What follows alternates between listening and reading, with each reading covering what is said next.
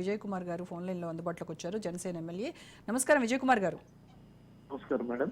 విజయ్ కుమార్ గారు, Allu Arjun effect cinema ఇండస్ట్రీపై పడింది. ఇప్పుడు తెలుగు రాష్ట్రాల సినీ ప్రముఖులందరూ కూడా ఏపీలో అలాగే బాబు అండ్ పవన్ కళ్యాణ్ వీళ్ళిద్దరితో భేటీ కోసము అపాయింట్మెంట్ తీసుకున్నట్టుగా తెలుస్తోంది.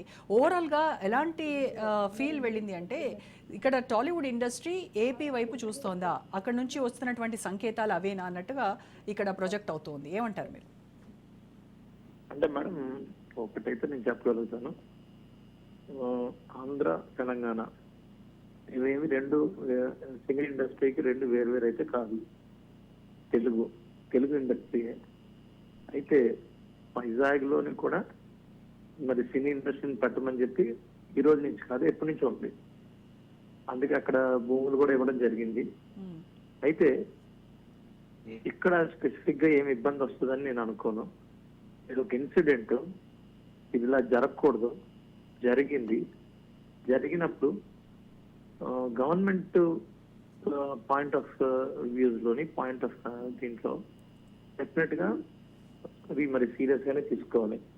గవర్నమెంట్ పరంగా అన్ని ఏదైనా సరే అందరూ సమానమే, మనకి ఒకటి ఎక్కువ ఒకటి తక్కువ కాదు. ఏ ఇండస్ట్రీ అయినా అందులో భాగంగానే ఇలా సినిమా కూడా ఉంది.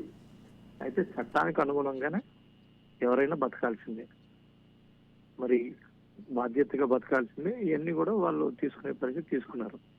దానికోసం ఏదో ఇండస్ట్రీ అంతా ఇప్పుడు షేక్ కరెక్ట్ గానే డిమాండ్. ఇప్పుడు జరిగినటువంటి ఇన్సిడెంట్ ని ఎలా చూస్తున్నారు? అలా జరగకూడదు. అందరం కూడా ఒక్క ఈ ఇండస్ట్రీ కాదు, ఏదైనా సరే మరి చాలా జాగ్రత్తగా మనం చేసే పనుల్లో అన్ని విధాలుగా ఆలోచించుకొని ముందుకు వెళ్లాల్సిన పరిస్థితి అయితే ఉంది. మరి మనం ఏది తప్పు, ఎప్పుడైనా తప్పే. మరి అవన్నీ కూడా మేము డిసైడ్ చేయలేం, అన్నీ ఎవరు డిసైడ్ చేయలేరు. డెఫినెట్ గా చట్టం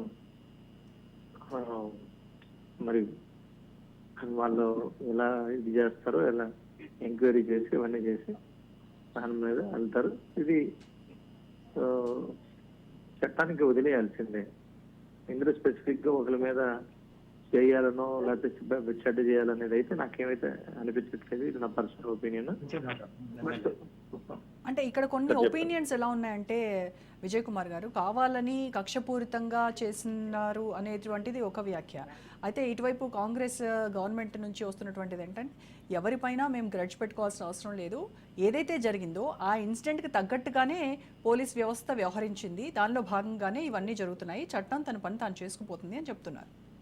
అంటే ఇప్పుడు కక్ష సాధించు అంటే అక్కడ ఏదీ లేనప్పుడు కేసులు పెట్టడం, మా మీద పెట్టేవారు చేస్తారా. లాస్ట్ వైఎస్ఆర్సీపీ పార్టీలో ఏమీ లేనప్పుడు అసలు అక్కడ ఏమీ ఉండదు, కానీ ఏదో ఒకటి సృష్టించి మా మీద పెట్టి హెరాస్ చేసేవారు. దాన్ని కక్ష సాధింపు అంటారు.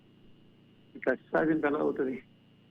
జరిగింది కదా, ఒక ప్రాణం పోయింది కదా, అది కక్ష సాధించండి. అదొక యాక్సిడెంట్. ఆ యాక్సిడెంట్ ఎలా జరిగింది, ఏం జరిగింది అనే దాని మీద డెఫినెట్ గా అది వాళ్ళు చెయ్యాలని చేసి ఎవరు చేయరు కదా, ఎవరినో చంపేయాలని కాదు కదా. ఎందుకంటే వచ్చిన వాళ్ళు వాళ్ళ అభిమానులు ఫస్ట్ డే వచ్చారంటే వేరే అభిమానులు అయి ఉంటారు. ఫస్ట్ డే వచ్చి చేశారంటే డెఫినెట్ గా ఇది ఒక ఎమోషన్స్ కి, ఒక అటాచ్మెంట్ కి, ఒక రెస్పాన్సిబిలిటీకి, ఇవన్నిటికి టచ్ చేస్తూ వెళ్ళే పాయింట్ ఇది.